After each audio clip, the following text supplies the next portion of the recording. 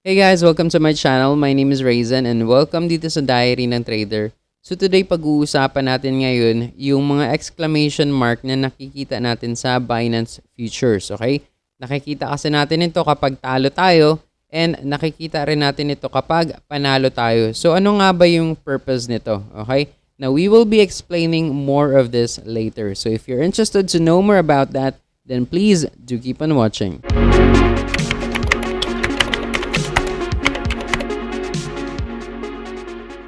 Alright, so welcome dito sa Diary ng Trader and today we will be explaining this one by making an example. Okay, so magkaroon tayo ng storytelling. Okay, now meron tayong dalawang tao dito. Okay, yung babae, pangalanan na lang natin siyang Marites. Okay, tapos itong lalaki, pangalanan natin siya ng Lando.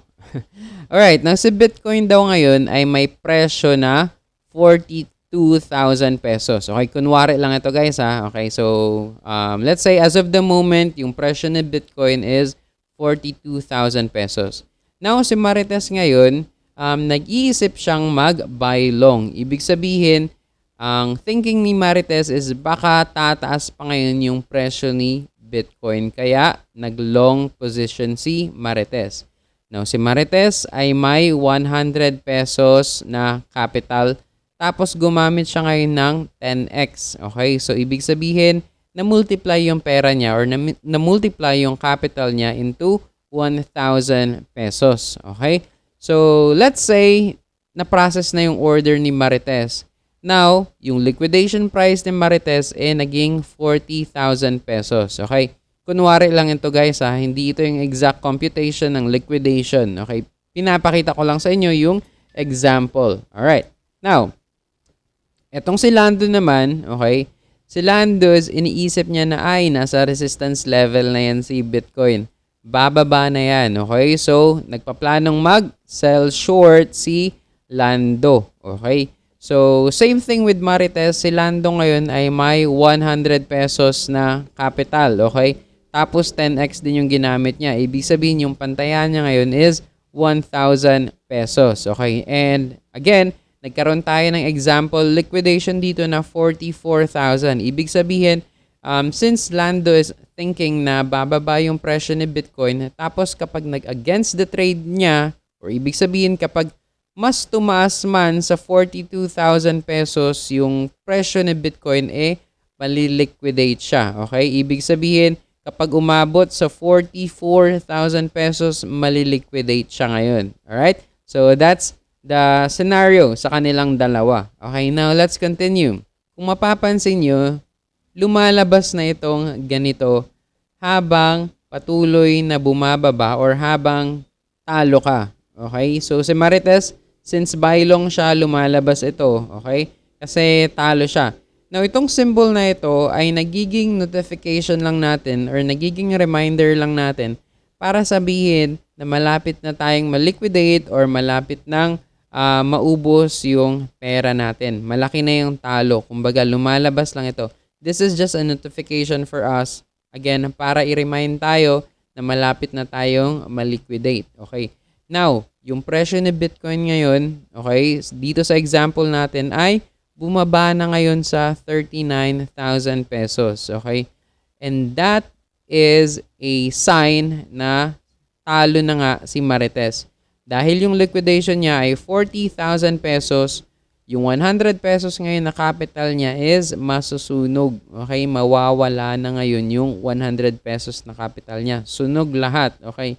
Pero dahil pinili ni Marites yung 10x, okay? Or nakahiram siya ngayon ng pera kay Bitcoin and naging 1,000 pesos, okay, yung pera niya. Ibig sabihin, zero na si Marites, or in other terms, bankrupt na siya. Plus, may utang pa siya ngayon kay Binance. Okay? Alright. Now, anong mangyayari? Okay, dahil nga zero na si Marites, wala na siyang pera, nagkaroon pa siya ng utang. Anong mangyayari ngayon? Okay? Ito yung sagot. Ay, ito pala yung tanong. Now, saan kukunin ni Marites yung pambayad sa kanyang utang? Okay? So, eto ngayon yung sagot. Kukunin ngayon yun sa tinatawag nating insurance fund. Okay. Yung insurance fund ay ginagamit para maiwasan ang pagkakaroon ng utang yung mga traders, okay?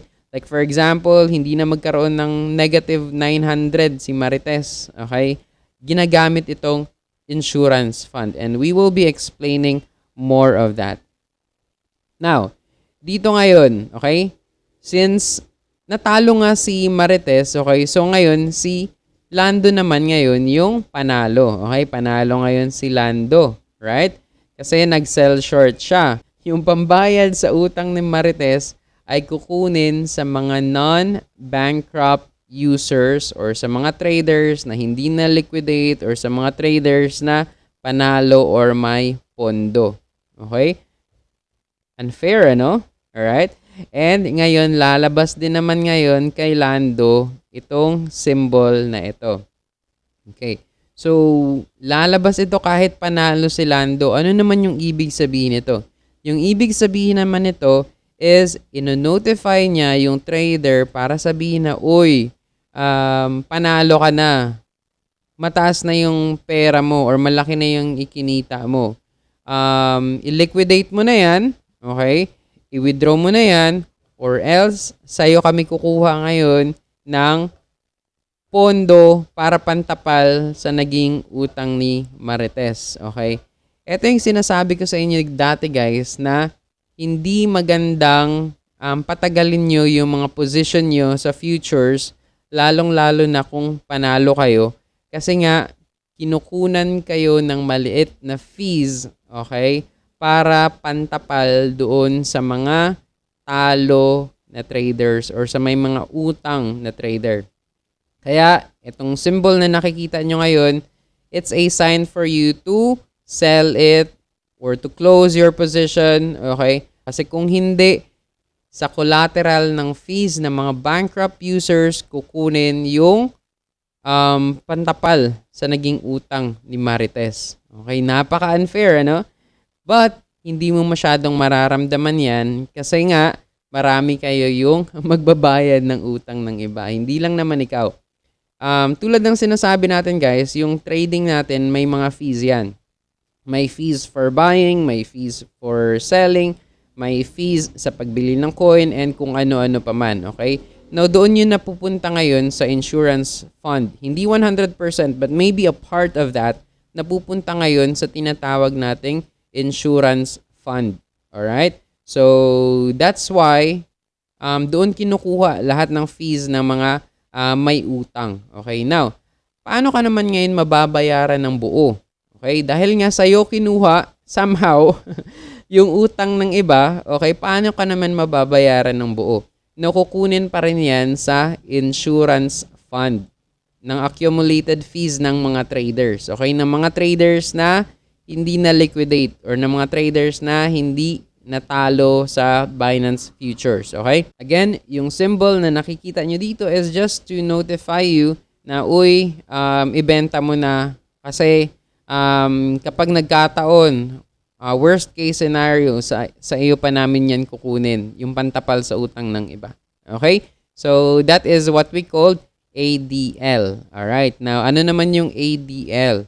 I-explain natin yan sa susunod. Usually, kaya namang ma-handle ng insurance fund yung pambayad sa utang ng iba and pantapal sa perang hiniram sa'yo. Okay? Kayang ma-accumulate yun or kayang i-handle yun ng insurance fund na meron tayo. Okay?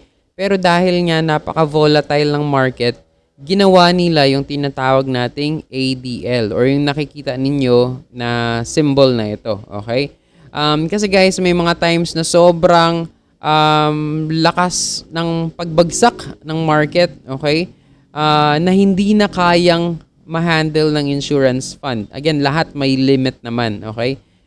Pero usually hindi nangyayari ito. So don't worry masyado, okay? Napakalaki ng pondo ng insurance fund. I-check nyo yung Binance nyo. Napakalaki ng pondo para sa insurance fund and hindi agad-agad nangyayari itong ganito, okay, na sobrang babagsak yung market. Pero kung sakaling mangyari man, worst case scenario, sobrang taas ng ibinagsak ng market and naubos na yung insurance fund na pantapal and pambayad sa utang, okay, eto na ngayon, okay? yung mga more profitable traders, okay, and yung mga high leverage traders will be liquidated first. Okay? Boom! So, again, yung mga malalaki na ngayon yung kinikita ng mga traders and yung mga sobrang taas na mga leverage na traders, sila yung unang maliliquidate just in case, okay? In a worst case scenario, maubos yung insurance fund, sila ngayon yung unang maliliquidate. Okay? Paano? May tinatawag yung Binance na queuing. Okay? Yung queuing, hindi natin alam kung ano yung formula for that, pero nire-rate niya kung sino yung mga traders na sobrang laki nung ikinita, sino yung mga traders na sobrang laki ng leverage, okay? Sila yung mga unang matatapyasan ng pondo. Sa kanila unang kukunin para pantapal dun sa mga utang ng iba, okay? So, that is why kailangan nating bantayan yung mga ADL or yung mga exclamation point na meron sa Binance account natin. Kasi in worst case scenario, kapag lumabas yan, ibig sabihin you're one of the list, okay? Kahit maliit pa man yung pondo mo, pero dahil isa ka sa mga panalo, posibleng sa'yo pa rin kukunin yung pantapal sa iba, okay? Pero yun nga, yung sinasabi natin, don't worry too much kasi nga yung unang kukunan nila ng pondo is yung may mga malalaking panalo tapos yung may mga matataas na leverage. Alright? So, I hope na naging clear na sa atin kung ano nga ba yung purpose ng symbol na ito. First is to notify you na malapit ka ng matalo. Okay? And second is to notify you para i-remind ka ni Binance na, uy, malaki na yung ikinikita mo. Malaki na yung panalo mo. I-withdraw mo na yan or i-sell mo na yan, ibenta mo na yan. Dahil kung hindi, in worst case scenario, malamang sa'yo namin kukunin yung mga pantapal sa utang ng iba. Okay? So, that is it for ADL. So, if you want to research more on that, nasa Binance yan and nasa YouTube din. Okay? So, hindi perfect itong pag-aaral ko about ADL, pero ito yung naintindihan natin sa kanya. Okay? So, kung meron man kayong additional information, kindly comment it down sa baba para naman pandagdag sa mga kaalaman na meron tayo. Okay? So, again, thank you so much for watching. Have a great day. Peace out.